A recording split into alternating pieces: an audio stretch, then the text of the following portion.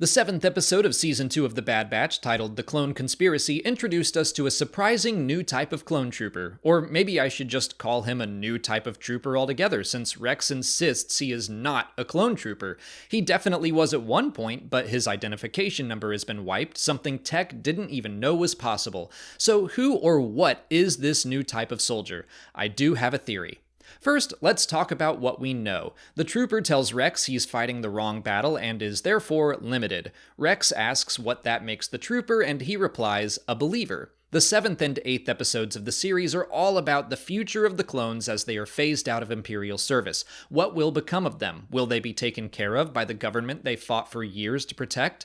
We see the point of view of some clones that don't want to be anything except for soldiers. That makes sense. That's literally what they were created to do. They were trained to be nothing else since birth. Of course, the reality is they age twice as fast as a normal human, and it won't be long before they have to find a new purpose. Or will they?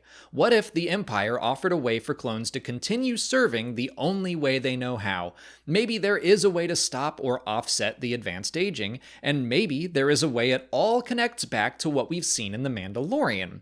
In Season 2 of the live-action series, we were introduced to the Dark Trooper, imposing battle droids that nearly thwarted Din's rescue of Grogu until they were defeated by Luke Skywalker. Dr. Pershing calls them a third-generation design, stating that they are no longer suits. He claims the human inside was the final weakness to be solved, so I think it's safe to say Dark Troopers used to wear armor of some kind. If we jump over to Star Wars Legend stories, where the Dark Trooper was first created, the original iteration of the soldier was meant to return aging clones back to their peak condition by replacing up to 70% of their limbs and organs with cybernetics. The clones chosen for the project were forced into service, and many of them attempted suicide after becoming cyborgs against their will.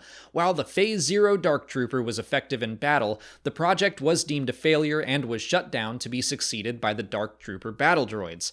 I would say that story is too dark to be told verbatim in The Bad Batch, forcing clones to become cyborgs, but then again, that's basically Echo's story, and we literally did just watch a clone commit suicide at the end of the Clone Conspiracy.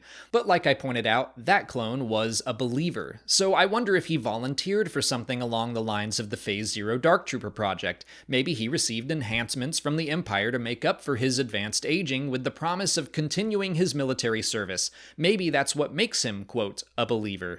Maybe that's what Nala Se is working on at Mount Tantus. She was greeted by a woman wearing the same kind of uniform as Dr. Pershing. If he had knowledge of the Dark Trooper project, it makes sense that she would as well, because she may be actively working on it. And Season 1 of The Bad Batch set the precedent of connecting back with The Mandalorian and its storytelling by including Fennec Shand.